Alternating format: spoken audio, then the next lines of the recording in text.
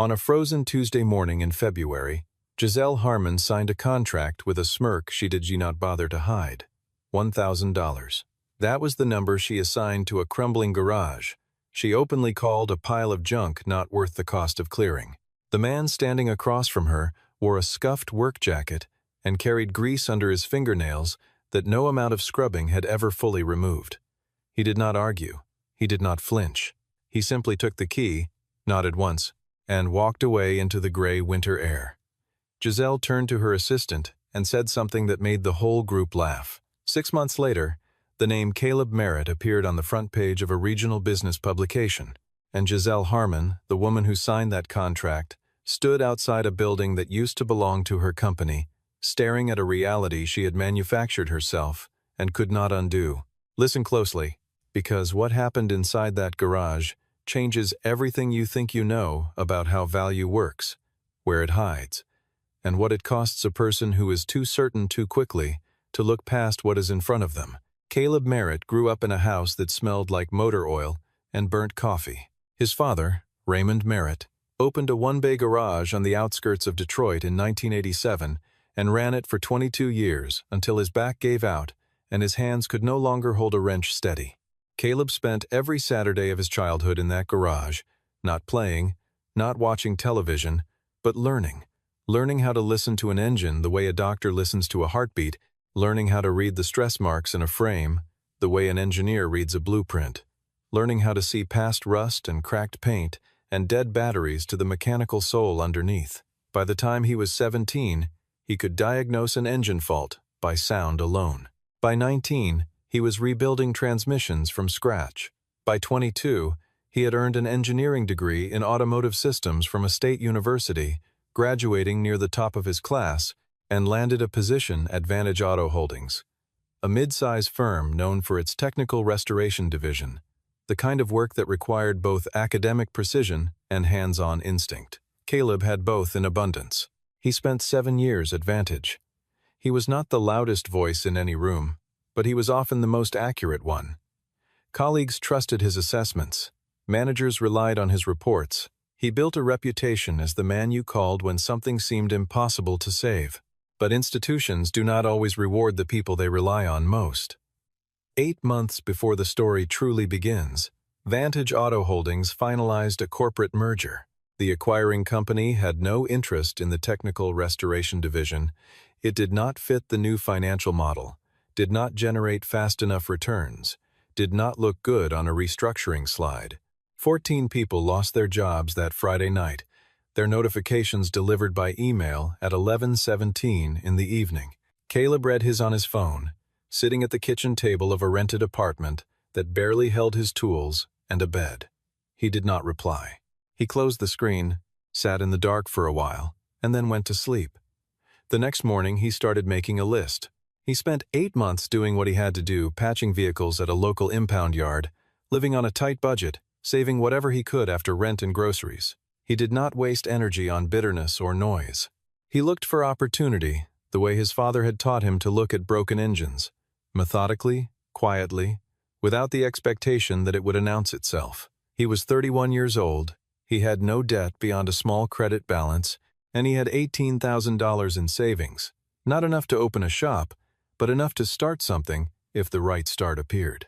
Giselle Harmon had never fixed anything with her hands in her life, and she would have told you that with no apology.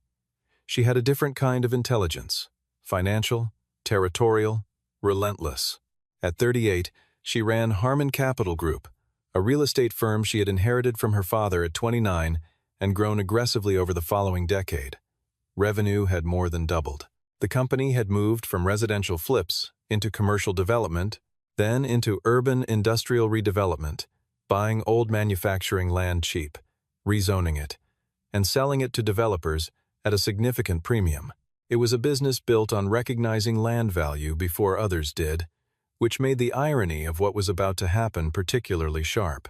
Giselle had a reputation for being direct to the point of cruelty, for cutting meetings short the moment she decided the agenda no longer served her, and for treating anything she did not immediately understand as something beneath her time.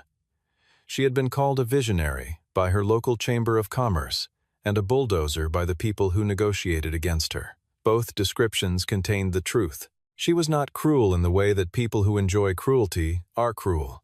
She was indifferent, which is a different thing entirely, and in some ways harder to argue with.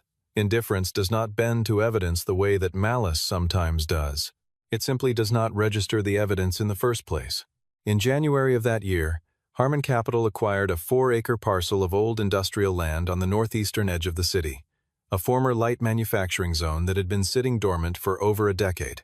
The plan was straightforward: hold the land, push through a rezoning application for mixed commercial use, and flip the whole parcel to a larger development group within 2 years. On paper, the acquisition was clean. In practice, it came with a complication. Sitting at the rear corner of the property was a garage structure, roughly 900 square feet, built sometime in the 1960s, with a rusted corrugated tin roof, 3 collapsed interior shelving systems, a main roll-up door that had not opened in 3 years, and an electrical system that a Harmon technician described in one word: dead. Giselle's team estimated the demolition and clearance cost at somewhere between $12,000 and $15,000. That was money Giselle had no interest in spending on a building she considered a liability. When the idea of selling the structure consider brief internal conversation, she approved it in less time than it takes to pour a cup of coffee. List it.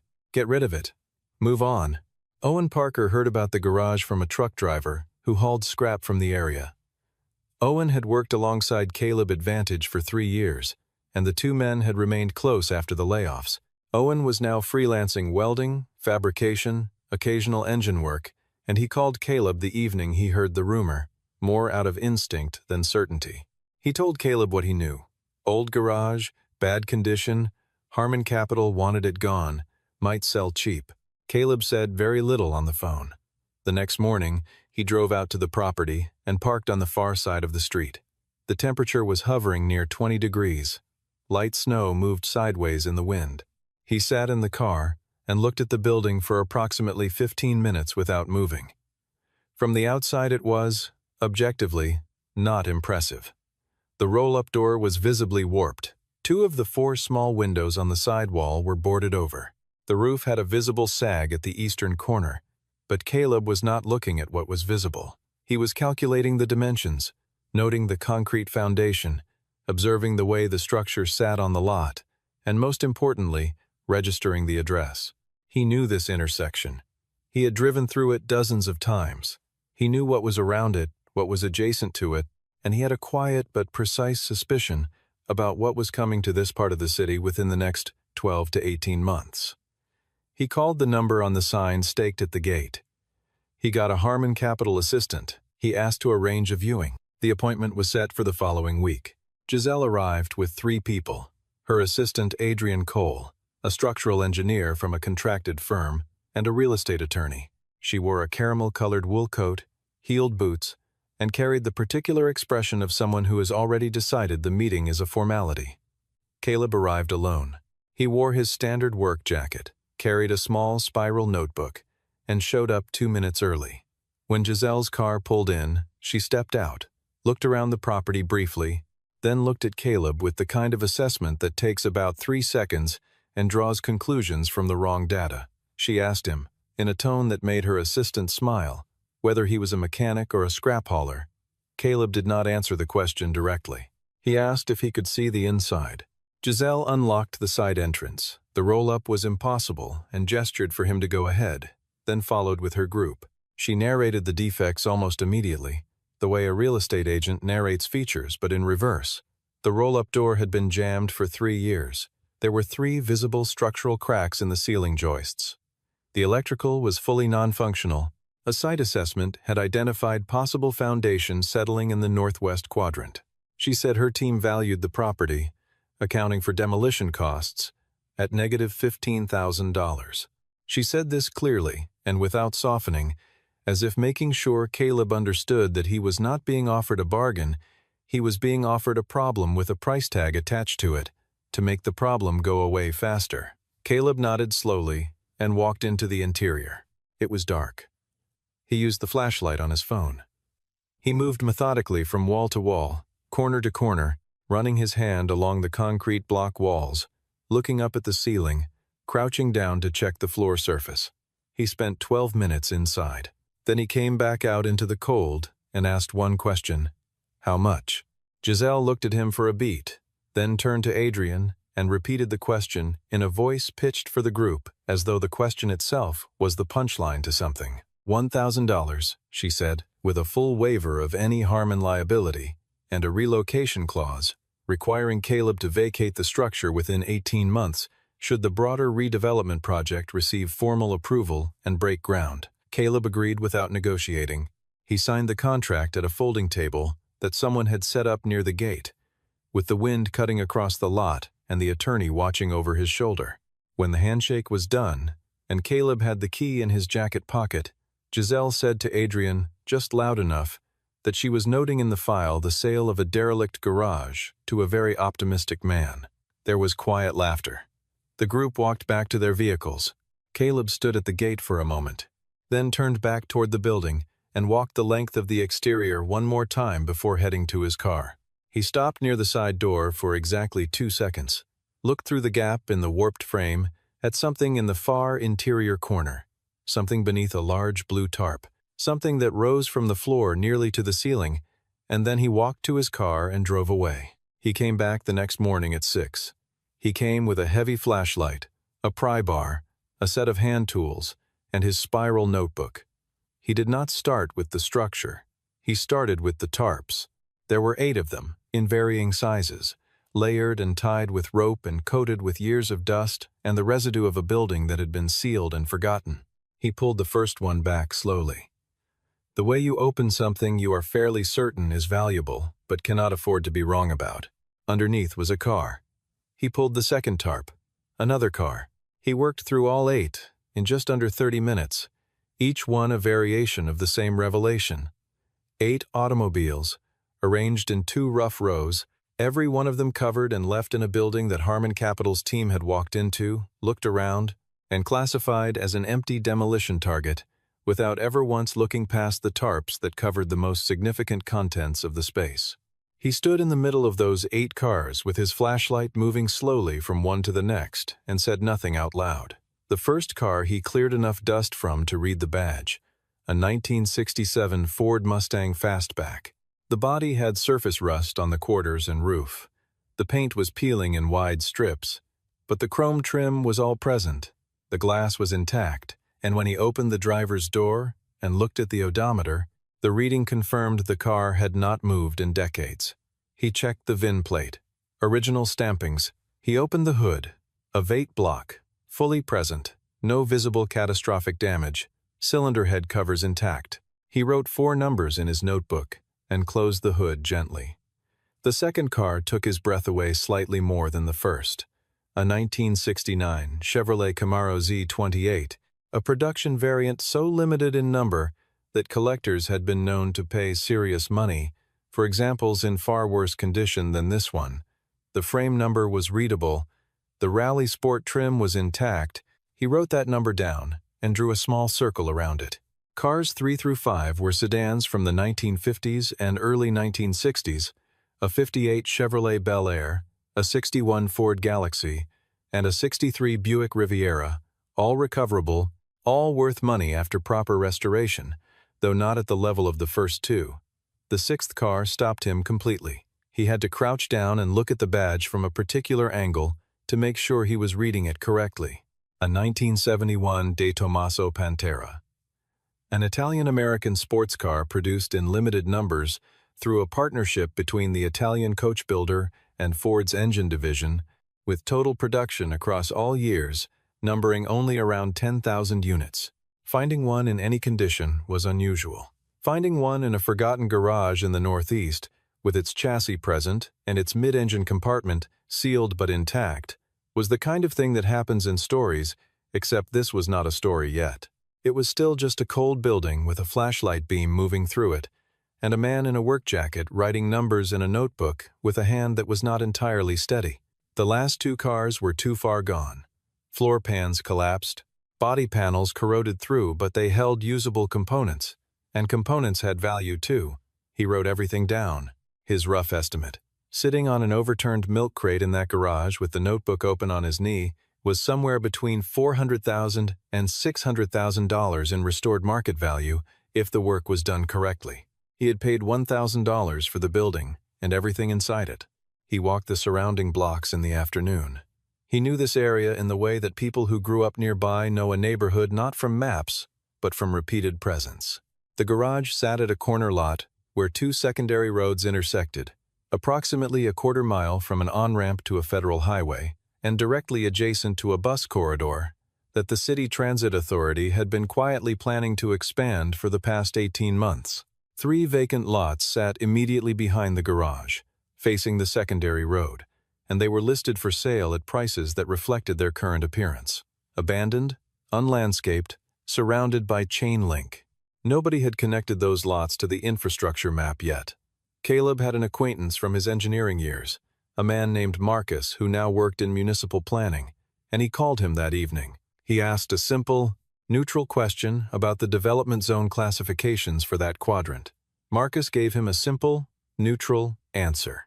The entire block sat inside what the city's internal planning documents called a Phase 2 Commercial Development Priority Zone, meaning that within 12 to 18 months, the infrastructure upgrades would be formally announced and land values in the zone would shift accordingly. Caleb thanked him, ended the call, sat at his kitchen table, looked at the numbers in his notebook, and smiled. It was the first time he had smiled without reservation since the night he was laid off. He called Owen the next morning. He did not explain everything on the phone. He said only that he had found something, that there was no salary in the immediate term, and that he believed it would be worth the investment of time. Owen asked how much Caleb had paid for the property. Caleb said $1,000. There was a pause. Owen asked him to repeat the number. Caleb did. Another pause, and then Owen said he would be there by 8. When Owen walked into the garage and saw the 8 cars partially uncovered, he stood in place for a long moment. He looked at the Camaro, then the Mustang, then the Pantera. He turned to Caleb and said, quietly, that he had to sit down. Caleb told him they would start with the Mustang. Owen took off his jacket and asked where the tools were. The first 2 months were the kind of work that does not photograph well and does not make for easy storytelling. It was relentless, repetitive, cold, and occasionally demoralizing. Caleb slept in the garage during the first 3 weeks to save the rent money, laying a cot near the south wall where the wind did not cut through. They worked from before sunrise to well past dark most days. The Mustang required a crankshaft replacement, a part that had to be sourced through a private supplier in Ohio, and the 3-week wait meant they shifted to preparation work on the Camaro and the Bel Air, pulling apart, cleaning, cataloging, assessing what could be rebuilt and what had to be replaced. Caleb spent his own money carefully. $18,000 had seemed like a workable foundation, but between replacement parts, specialty fluids, body shop compounds, new wiring harnesses, and the welding rod and sheet metal stock that Owen went through at a steady pace, the account moved in one direction. By the end of the first month, he had $1,200 left. He did not tell Owen. He took 2 nights of towing work through a contact at the impound yard to generate enough cash to order the next batch of supplies, and said nothing about it. One night in the middle of February, a section of the eastern roof failed in a rainstorm, not catastrophically, but enough that water poured directly into the open engine bay of the Camaro, which they had fully disassembled for inspection. Owen put his fist on the workbench and said several things that are not worth repeating. Caleb stood looking at the water pooling in the cylinder cavities, then found 2 additional tarps and covered everything that was exposed. He cleaned up the water with rags. He went back to what he had been doing. Owen watched him for a minute and then picked up his tools and went back to work too. There was a period, around the 3rd week of February, when Caleb sat alone in the garage late at night and took out a small notebook, not the spiral one with the vehicle records, but an older one, water-stained at the corner, that had belonged to his father. Raymond Merritt had written notes in it across 30 years of working on cars, observations, measurements, reminders, small pieces of philosophy that had accumulated the way grease accumulates in the threads of an old bolt. On one page near the middle, in his father's blunt handwriting, was the sentence, "When they see rust, you see the metal underneath." Caleb had read that sentence perhaps 100 times in his life. As a child, it had sounded like a mechanic's proverb.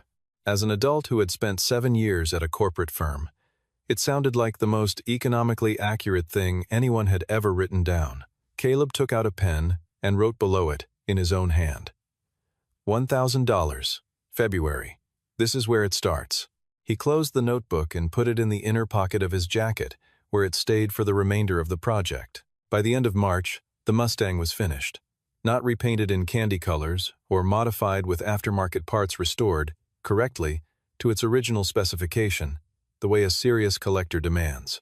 The body panels had been stripped, primed, and respray painted in the factory-correct shade of Highland green. The chrome had been re-chromed where necessary and preserved where possible. The V8 had been rebuilt with period-correct components. The carburetor rebuilt, the cooling system flushed and resealed, the interior retrimmed in correct black vinyl. When Owen rolled it out of the garage on a Saturday morning with the sun just clearing the rooftops, he sat behind the wheel and turned the key. The engine caught on the second crank and settled into an idle that was deep and even and entirely authoritative. Caleb stood at the edge of the open roll-up they had repaired the door by the end of January, with his arms folded, and listened to the idle for a full minute. Owen revved it once, gently, and the exhaust note moved through the air in a way that communicated something that could not be expressed in numbers. Caleb said only that it was good and went back inside.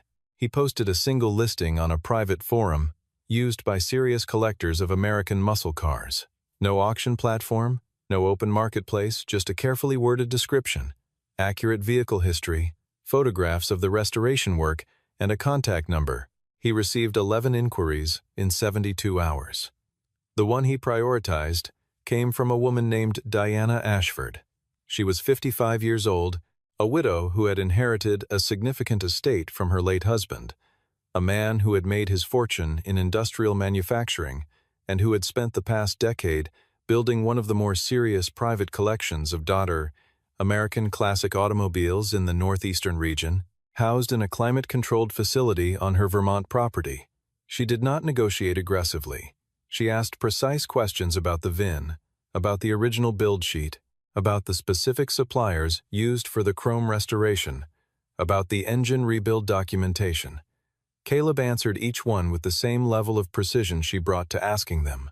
She arranged to inspect the vehicle in person and arrived with her own mechanical engineer, a retired Chrysler employee named George, who wore a flat cap and said very little but spent 2 hours underneath the car and around the engine bay with a borescope and a reference notebook. George told Diana in a low voice that the restoration was, in his assessment, about as correct as he had seen outside a professional museum restoration. Diana shook Caleb's hand and offered $94,000. Caleb accepted. The wire transfer cleared 3 days later. Owen saw the notification on Caleb's phone screen and grabbed him by the shoulder. Caleb allowed it for about 2 seconds before stepping back, nodding once, and walking to the workbench to pick up where he had left off on the Camaro. Diana said something before she left the lot that lodged itself in the architecture of what followed. She told Caleb, as she was putting on her driving gloves beside her car, that she had friends in her circle of collectors who were actively looking for quality restoration work. She said if he came across anything worthy, he should call her before posting anything publicly. He told her he appreciated that, and meant it. What he did not tell her was that he had 6 more vehicles in the building behind her, at least 2 of which she would likely want herself. Within 2 weeks of the Mustang sale, Diana had passed Caleb's contact information to 2 people in her network. Both reached out. Within the month, he had sold the 1958 Bel Air, restored to a high standard, in its factory-correct Snowcrest white over India, ivory two-tone for $28,500. Between those 2 sales, he had cleared $122,500 in revenue against an original outlay of $19,000 in purchase price and restoration materials. He moved on the land immediately. He contacted the owners of the 2 vacant lots directly behind the garage, not through a broker, not through a formal listing, and purchased both through a straightforward private transaction totaling $67,000.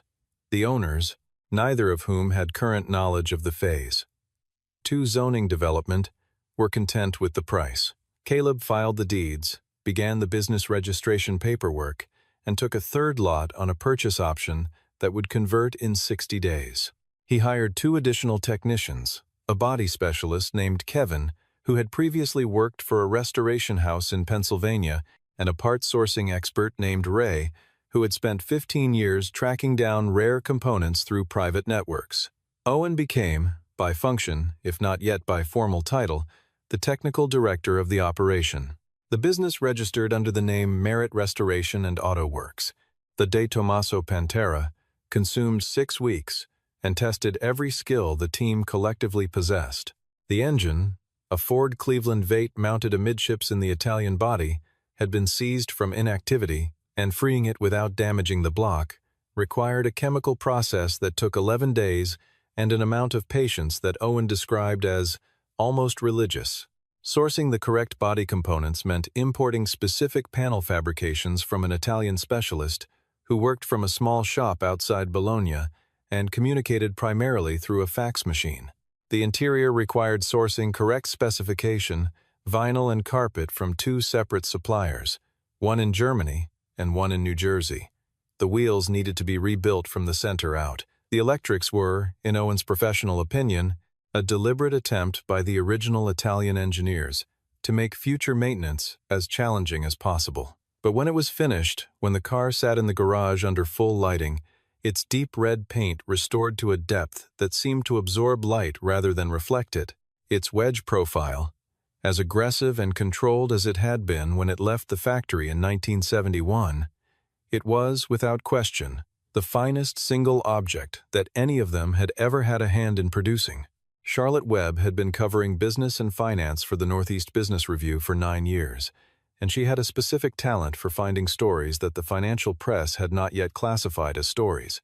She heard about Merit Restoration through a contact who attended collector car events in the region, called Caleb in early June, and was told, politely, that he was not interested in being interviewed. She sent him an email the following day. She did not offer a favorable profile or promise positive coverage. She wrote that she was not interested in documenting success. She was interested in the moment someone saw something that everyone else had dismissed and decided to act on what they saw. Caleb read the email twice, thought about it for a day, and agreed to 30 minutes. They met in the garage, which was by that point a functioning, organized, staffed operation that bore no resemblance to the building he had unlocked in February. They talked for 2.5 hours. Charlotte asked about the cars. She asked about the tarps. She asked about the February morning and the key and the contract. She asked who had sold it to him. Caleb said without heat or emphasis that the property had been sold by Harmon Capital Group and that the CEO had signed the paperwork personally. Charlotte wrote this down and underlined it. The Barrett-Jackson Special Consignment event was held on the last Saturday of June at a conference facility in the city. Caleb had submitted the Pantera for consideration in January, before the restoration was complete, on the strength of the vehicle's provenance and his documentation of the restoration plan. It was accepted as one of 10 featured lots for the evening session. Caleb arrived in a dark suit, the first time he had worn one since his father's funeral 5 years earlier. Owen sat in the second row with his arms crossed and his jaw set in the expression he used when he was trying not to show that he was nervous. Diana Ashford was in attendance. She had heard about the consignment through her network and came with 2 companions from her collector circle. She and Caleb made eye contact across the reception hall, and she raised her chin slightly in acknowledgement. The Pantera was the 8th vehicle presented. When it came through the curtain onto the main floor under the overhead lights, there was an audible shift in the room, not applause yet, just the collective intake of breath that happens when something genuinely beautiful enters a space. The auctioneer introduced the vehicle, its history, its rarity, and its restoration provenance. And when he named Caleb Merritt and Merritt Restoration and Auto Works as the restoring firm, a section of the audience who had read Charlotte's article, which had been published 4 days earlier, responded with a round of applause that was warmer than the typical lot acknowledgement. The bidding opened at $80,000. It moved quickly to $100,000, then $130,000, then paused at $155,000 before a phone bidder pushed it to $168,000. A man in the third row came back at $172,000. The phone bidder responded. The room went quiet in the way rooms go quiet when the number is real and the participants understand it. The hammer came down at $178,000. Owen exhaled so loudly that the man next to him turned around. Caleb sat still for a moment after the gavel fell, then stood and accepted the handshake from the floor representative.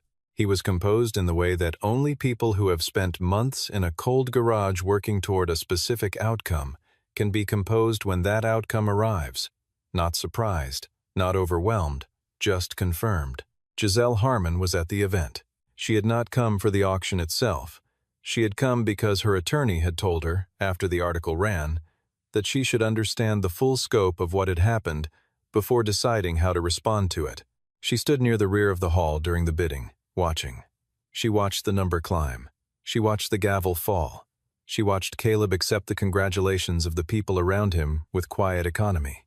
After the session concluded and the room began to thin, she walked across the hall toward him. It was a walk that required something from her, not remorse exactly, because Giselle Harmon was not built for remorse, but something adjacent to it, something that required her to override the part of herself that had been running a specific, self-protective narrative since the morning Adrian had placed the article on her desk. Charlotte Webb saw her moving across the room and already had her notebook out. Giselle stopped in front of Caleb. She was without her team. There was no Adrian, no attorney, no engineer.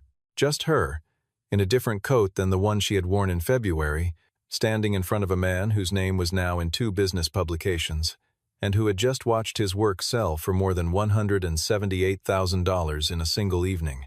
She said that she had misjudged the situation. She did not elaborate. She did not offer additional language. From another person in different circumstances, the statement might have seemed insufficient. But from Giselle Harmon, who had built a professional identity on the premise that her assessments were more accurate than everyone else's, the admission was, in its way, complete. Caleb looked at her for a moment. He did not use the opportunity to revisit February. He did not quote her words back to her. He did not perform the vindication that the situation technically offered him. He said, in a level voice, that she had seen what the building looked like and made a call based on what was visible, and that he had made a different call based on what he believed was underneath. He said that they had looked at the same thing with different equipment. Then he extended his hand. She shook it. He turned and walked back to where Owen was standing and said something to him quietly, and they both looked at the empty floor where the Pantera had been displayed, and then they started talking about the Camaro. By the end of June, the complete financial picture of Merit Restoration and Auto Works looked like this. Total revenue from vehicle sales in the Barrett-Jackson consignment had reached $398,000. The 3 lots of land acquired behind and adjacent to the original garage had, following the formal public announcement of the Phase 2 infrastructure program in May, been independently assessed at a combined value of $520,000, approximately 3 times what Caleb had paid for them. Active restoration contracts, including a commission from Diana Ashford for a vehicle she had sourced independently and wanted Caleb's team to bring back, along with 2 additional contracts from clients in her network, totaled $145,000 in confirmed work. The total net asset value of the operation, accounting for equipment, property, outstanding contracts, and the 2 remaining restorable vehicles still in process, was estimated to exceed $1 million. Owen Parker had been offered a formal 20% equity position in the company, which he accepted without the need for a long conversation. Caleb submitted a building permit application for a permanent structure on the consolidated lot, a proper multi-bay facility with a dedicated paint booth, a climate-controlled storage bay, and an office wing. He named the project on the application documents Merit Auto Works, Building 1. He went back to the garage alone on a Thursday evening in early July, after the crew had left for the day, not to work just to stand in it. The roof had been fully replaced in April. The concrete floor had been cleaned, patched, and sealed. The roll-up door operated on a new motor. The electrical system was entirely new. The space was organized, lit, functional, and for the first time since its construction, genuinely alive. He walked to the eastern corner, the one where he had pressed his hand against the wall, on the morning of his first day inside. the morning of the tarps, and the flashlight, and the notebook. The wall there had not been repainted. The original concrete block, spotted with rust stains from the old roof and darkened with age, was still exactly as it had been when he first touched it. He had told Kevin, when they were going through the renovation, to leave that section. Kevin had asked why. Caleb had said only that it was the most important part of the building and that it should stay as it was. He stood in front of it for a while, not thinking about anything in particular, just standing in the place where it had started. Then he turned off the bay lights, locked the roll-up door, and walked to his truck. People who heard the story later, and many people heard it, because Charlotte Webb wrote a second piece that ran in 3 national publications, often asked Caleb what the lesson was. He gave different answers in different moments, depending on who was asking and what they seemed to need to hear. To other tradespeople, he said that credentials do not protect you, and neither does institutional loyalty. So build the thing you can build with your own hands. To younger people, he said that being dismissed is not the same as being wrong. To journalists, he said very little, because he had learned from his conversation with Charlotte that the more he said, the more other people's interpretation filled in the spaces he left open, and he preferred the story to mean what it actually meant rather than what was convenient for a headline. The shortest answer he ever gave, and the one that appeared in the most print, was still the same. Look more carefully before you decide. In private, in the notebook that lived in his jacket pocket, he wrote something longer, on the page below his father's handwriting and below his own entry from February. He wrote that Giselle had seen the cost of things and called it value, and that he had tried to see the value of things and let the cost figure itself out. He wrote that she had looked at rust and seen a problem, and that he had looked at rust and tried to understand what the metal underneath was capable of. He wrote that neither of them had been irrational, they had just been trained to look for different things. And in that one transaction, on that one cold morning, the difference between those 2 ways of seeing had been worth approximately $1,000 on one side of the ledger and everything else on the other side. He closed the notebook. Outside the window of his new office, a small room he had set up in the corner of the garage, with a used desk and a proper chair, the lights of Merritt Auto Works were still on. Owen had left a compressor running in the back bay, and through the wall, Caleb could hear the slow, regular pulse of it, the sound of a shop that was working, that was alive, that had been built from a decision made in the cold, with a key in a jacket pocket, and a number written in a notebook, and a very specific way of looking at things that other people had already decided were not worth looking at. The De Tomaso Pantera, that sold for $178,000, had spent 40 years under a blue tarp in a building assessed at -$15,000. The garage that housed it had been sold for $1,000 by a woman who was certain she understood value. Caleb Merritt had paid $1,000 for it because he was certain he understood something else entirely, and in the end, the thing he understood was not the cars, and not the land, and not the contracts and the auction and the article and the handshake. It was the difference between what something looks like and what it is. That difference, measured in time and certainty and 6 months of work that started before sunrise and ended past midnight, turned out to be worth considerably more than $1,000. It turned out to be worth everything.